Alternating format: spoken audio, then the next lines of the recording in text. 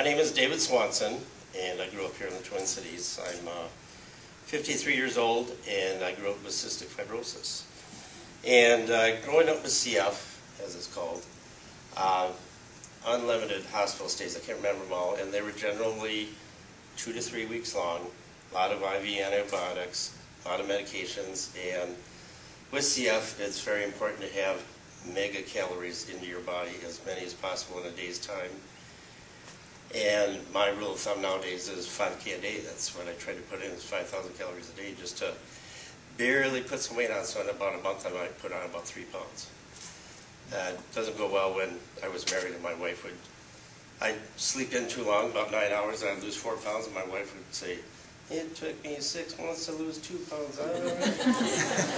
Anyways, finally back in 1995, I was at work, working full time, and I got my end of the month numbers done, and some of the fellow employees said, "That's it, you're going to the hospital." And they literally dragged me into the car, brought me to the hospital because they realized I was driving myself into the ground, eventually to the grave.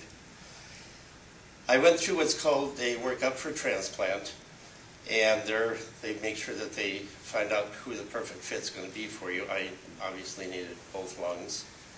One wouldn't do the job, or a lobe, or anything of that sort. I was in a condition where once I got home, my routine was either, I lived on one level of the house, I couldn't go up and downstairs except for once a week. When they came to deliver the containers of liquid oxygen, it would take me 5 minutes from the time they rang the doorbell to the time I could get to the door. By then, they had the truck pretty well unloaded on the front step. I opened the door, got out of the way, they unloaded everything, and they're back out within 10 minutes. And it was always, "See you next week, Paul." So that routine went on. I had constant headaches. As I explained to my daughter while I was going through that whole episode, it was as though I jumped into, if I were to compare it for someone else, if you would jump into a pool, stay on the bottom as long as you can, and when you come up for that big deep breath trying to fill your lungs, do it through a cocktail straw. I was breathing and huffing and puffing the whole time. I was on 10 liters of oxygen. I was losing ground rapidly.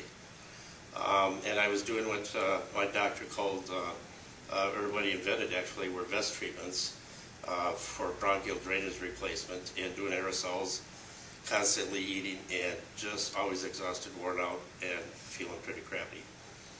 The biggest concern I had that I had to deal with was I felt by me deciding to go on the transplant list, I was basically killing someone so I could benefit from it. And once I got enough people to explain to me it wasn't my choice if that person was to pass away or not, but I would need to benefit from, if that did happen, for me to continue to live. Finally in 1996, my wife and I were having dinner, and the phone rang. And she was on the phone for about half a minute, finally handed me the phone and said, "I think it's someone from I think it's the pharmacist, because he sounds kind of upset and you owe over $10,000 for your part of what the insurance will cover." So I got on the phone with the gentleman, spoke with, his name was Mike, talked to him for a few minutes. And after a while he asked me, he asked me my routine and what I go through every day. And he finally said, "I've got a different idea for you, another program that might work better for you." And I said, "I'd really like to stay with the program that I'm on right now until I get the call about the lungs being available." And he said, "This is the call." Caught me off guard. I was expecting my pager to go up, but they first try you at home. And he was just checking mentally if I was ready for the whole procedure and if I was staying with my meds and all the other therapies. So we got to the hospital that night, and he just said, "Show up around 9 o'clock. We'll get the surgery started around midnight." About 10:30 or so, a lot of families started showing up. Family, friends, relatives, neighbors. It just got really kind of crazy. Finally, at about 11:30, they said it's time to say goodbye to everyone. And my faith led me to believe that I'd be seeing them again sometime soon. I remember getting wheeled into the operating room, and they said, "We're going to have to sedate you now, you're going to get tired." And right then the phone rang in the operating room. I went, "Oh, this is kind of weird." I said, "Wait, it might be a rape jury from the governor." And I was numbers up. I don't know if they thought it was funny or not.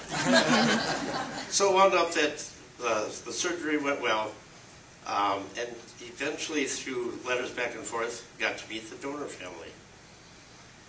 And expressed how thankful I was for them, and I'm going to have some of them today for lunch here. And it felt real complete after having shared that experience for a while with them. And I finally realized I hadn't thanked the donor who saved my lungs, Mary Swanson. I asked the family if I could see where she was either cremated, buried, or whatever. And 3 days later in the mail, I got a map of the cemetery. And as I drove there, I remember I was quite anxious. I got out of my car, walked around on the cemetery, trying to find exactly through the map where these markers were. And I realized when I came across the family plot that I was there. And I looked down and I dropped to my knees and cried like a baby for a while, thanking her. So obviously, I've had a phenomenal experience from transplant, and I want to make sure that everyone believes that that is a positive and good thing that they could do for others to save their lives.